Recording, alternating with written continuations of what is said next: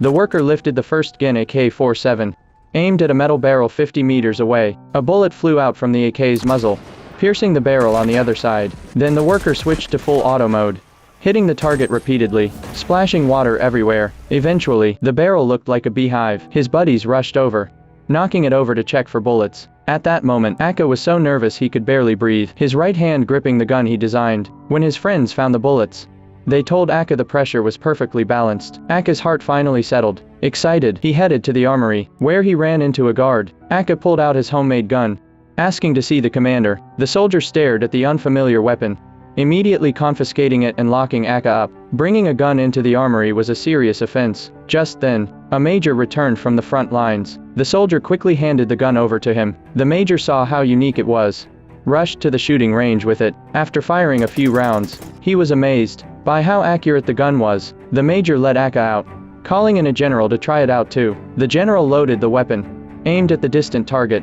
Before long, he emptied a magazine, and the bullet holes were perfectly spaced. The general was shocked. Thinking Aka was a genius, he handed Aka a recommendation letter, inviting him to represent the district in the national weapons competition. Later, Aka arrived in Moscow, where the research institute gave him an office. They even assigned him a female assistant, and Aka fell for her at first sight. Soon, it was competition time, but since Aka lacked experience, he only made simple upgrades to his gun, so his entry didn't make the cut. Feeling guilty, he went back to see the general, thinking he'd get a scolding, but to his surprise, the general encouraged him, telling him to come back and compete next year.